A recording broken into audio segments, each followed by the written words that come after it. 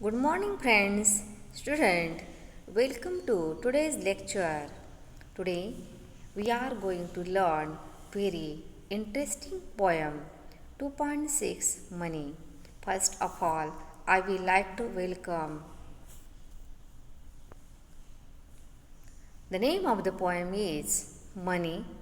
Today we are take the information about appreciation of the poem. Appreciation of the poem म्हणजे काय? तर कवितेचे रसग्रहण. When we have to write the answer of the question, that time we remind the following points. Point number 1, title. Point number 1, point number 3, poet. Point number 4, theme. Point number 5, style.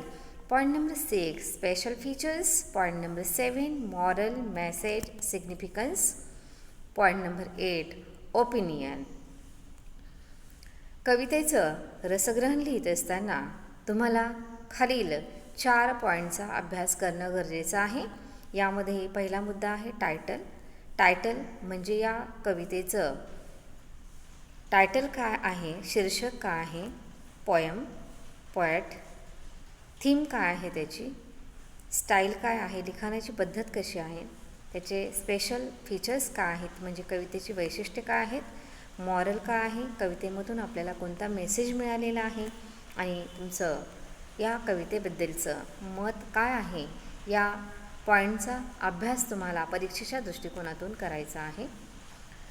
Now let start the title of the poem. Title म्हणजे या कवितेचं शीर्षक. या कवितेचं शीर्षक आहे money.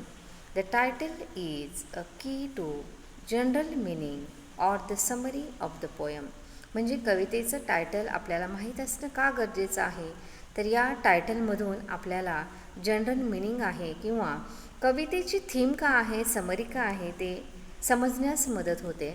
The title of the poem presents poem money. Money म्हणजे काय? ही कविता जी आहे ती पैशावर आधारित आहे. Gives us hint that the poem is about the advantages or disadvantages of the money, and that we understand after reading that the poem is about the disadvantages of the money. या कवितेमधून आपल्याला पैसा असल्यानंतरची परिस्थिती आणि आपल्याला पैसा नसल्यानंतरची परिस्थिती म्हणजेच श्रीमंत असतानाची परिस्थिती आणि गरिबी असतानाची परिस्थिती याबद्दलची माहिती जी आहे ती आपल्याला या कवितेच्या द्वारे टायटलच्या द्वारे समजणार आहे. त्यानंतर पुढचा मुद्दा आहे पोएट. म्हणजे आपल्याला ही कविता जी आहे ती कुणी लिहिलेली आहे त्या कवीची माहिती असणं गरजेचं आहे.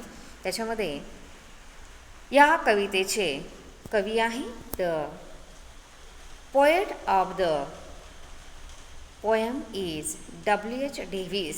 W.H. डेव्हिस नावाचे कवी जे आहेत त्यांनी ही कविता लिहिलेली आहे. Who took first hand experience of the poor person to write his poetry. He travelled like a tramp or hobo, work as peddler and become a street singer before publishing his first collection of poetry. Present poem experience of the joy of being poor. आणि या कवितेमध्ये कवी जो आहे त्यांनी गरिबीचा experience जो आहे तो घेतलेला आहे. He travel like a tramp or hobo. आणि त्यांनी जे लोक भटकंती करतात त्या प्रकारची भटकंती त्यांनी केलेली आहे आणि त्यांनी स्ट्रीट सिंगरचं सुद्धा काम जे आहे ते केलेलं आहे. ह्या कवितेचा संग्रह पब्लिश होण्याच्या पूर्वी. Present poem express the Joy of being poor. आणि गरिबी असतानाचा आनंद आणि श्रीमंती असतानाचा आनंद हे या कवीने या कवितेमध्ये सांगितलेलं आहे. थीम ऑफ द पोएम म्हणजे ह्या कवितेचं थीम काय आहे, सारांश काय आहे. The poem deals with the experience of the narrator when he was rich and also when he was poor. या कवितेमध्ये कवीने लेखकाने आपला अनुभव जो आहे तो सांगितलेलं आहे की जेव्हा कवी श्रीमंत असतो तेव्हाचा अनुभव आणि जेव्हा तो गरीब होईल तेव्हाचा जीवनाचा आनंद घेण्याचा अनुभव जो आहे तो या कवितेच्याद्वारे मांडलेला आहे. Being a rich person he would never get the experience of a true love of friends, as they don't knock the door of the friends but knock the door of a rich man. But as a poor he experienced the real joy of the life and he got a few real friends. या कवितेमध्ये कवीने असं म्हटलेलं आहे की जेव्हा मी श्रीमंत होतो त्यावेळेस माझे मित्र फक्त माझ्या पैशाकडे बघून माझ्याकडे येत होते आणि जेव्हा मी खरंच गरीब होईल त्यावेळेस खरंच माझे मित्र राहतील का, अशा आशयाची कविता जी आहे ती आपल्याला अभ्यासायची आहे. त्यानंतरचा मुद्दा आहे स्टाईल, म्हणजे या कवितेची लिखाणाची पद्धत कशी आहे. The poem has 5 stanzas having 4 lines each. या कवितेमध्ये 5 कडवे आहे आणि प्रत्येक कडव्यामध्ये 4 लाईन्स आहेत. Rhyme scheme is ABCB. या कवितेची रायमिंग स्कीम ABCB अशी आहे. The poem is written very simply, helps to identify the two friends and real happiness. आणि या कवितेमधून आपल्याला खरे मित्र कोणते आहे ते ओळखण्यासाठी मदत होणार आहे.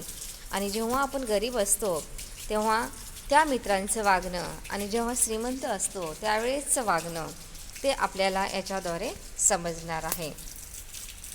The figure of the speech is inversion.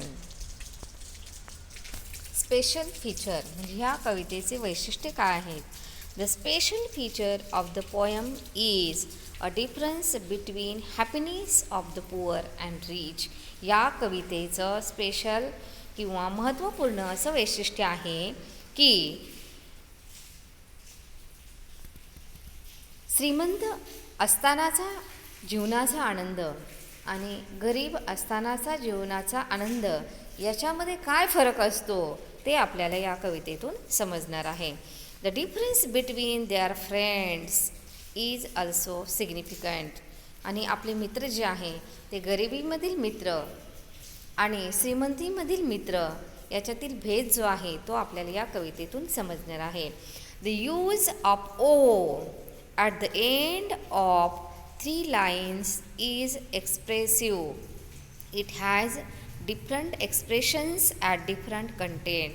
म्हणजे या कवितेमध्ये यूज जो ओचा केलेला आहे 3 लाईनच्या नंतर तो एक्सप्रेसिव्ह आहे आणि एक्सप्रेशन जे आहेत ते आपल्याला प्रत्येक घटकामध्ये कळून येतात. In the first line it expresses sad tone of lacking something. म्हणजे पहिल्या ओळीमध्ये ओ जो आहे तो अशा पद्धतीने एक्सप्रेस केलेला आहे की जेव्हा आपण सर्व काही गमावलेलं असतं त्यावेळेसचा ओ जो आहे तो आपल्याला याच्यामधून कळालेला आहे. But it has a tone of fulfilment. आणि जीवनामधील परिपूर्णतेचा असा हा टोन जो आहे तो ओमधून आपल्याला कळणार आहे. नेक्स्ट आहे मॉरल मेसेज किंवा सिग्निफिकन्स. या कवितेचं मेसेज आपल्याला काय दिलेलं आहे, याच्यातून आपल्याला काय नैतिकता समजलेली आहे किंवा वैशिष्ट्य काय आहे या भागामध्ये आपल्याला बघायचं आहे. The poem teaches us to identify the difference between true and untrue friend. आपल्याला या कवितेमधून असा मॉरल मिळतो की आपल्याला ओळखता आलं पाहिजे की आपले खरे मित्र कोण आहेत आणि खोटे मित्र कोणते आहेत.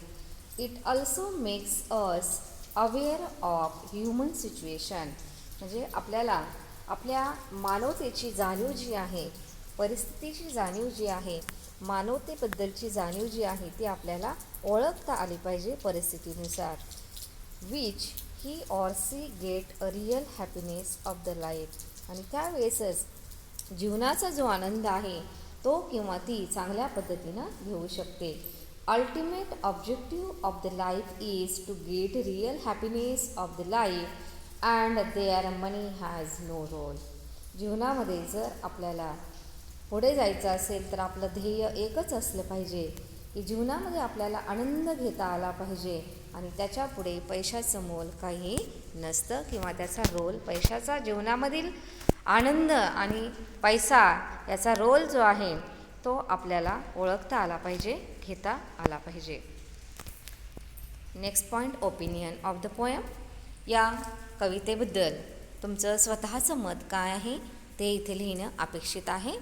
Opinion of the poem. I think that money is equally important in today's world. जीवनामध्ये किंवा या जगामध्ये आपल्याला पैसा हा अतिशय महत्त्वाचा आहे. It's not a word of late 19th century or the word of early century. म्हणजे 20वे शतक असो किंवा 21वा असो किंवा 19वे शतक असेल तर आपल्याला पैसा हा अतिशय महत्त्वाचा आहे. But still I like to poem for it simplicity and expression. मला ही कविता जी आहे ती त्याच्या साधेपणामुळं किंवा लिखाणाची पद्धत जी आहे ती साधी असल्यामुळं आणि त्याचं एक्सप्रेशन जे आहे ते साधे असल्यामुळं मला ती आवडली.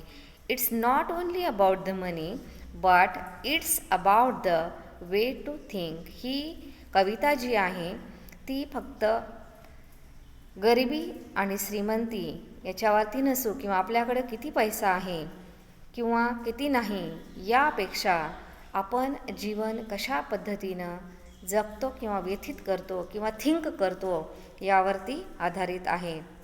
कवी असं म्हणतो की पैसा म्हणजे सर्व काही नाही आणि गरिबी जी आहे, कवीला असं वाटत होतं की जेव्हा तो श्रीमंत होता त्यावेळेस जीवनाचा जो आनंद होता तो गरिबी आल्यानंतर तो मुकावेल का, जॉय ऑफ द लाईफ म्हणजे जीवनाचा आनंद जो आहे तो त्याच्याकडनं संपून जाईल का, या पद्धतीचा विचार जो आहे तो या कवितेमध्ये मांडलेला आहे.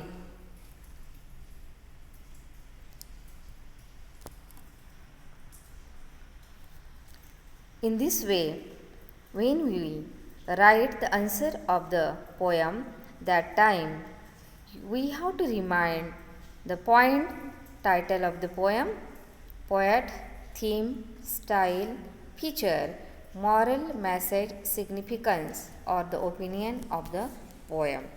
In this way, we take information about the appreciation of the poem. विद्यार्थी मित्रांनो, आज आपण ॲप्रिसिएशन ऑफ द पोयम हा 4 मार्क्सचा क्वेश्चन जे आहे त्याच्याबद्दलची माहिती घेतलेली आहे.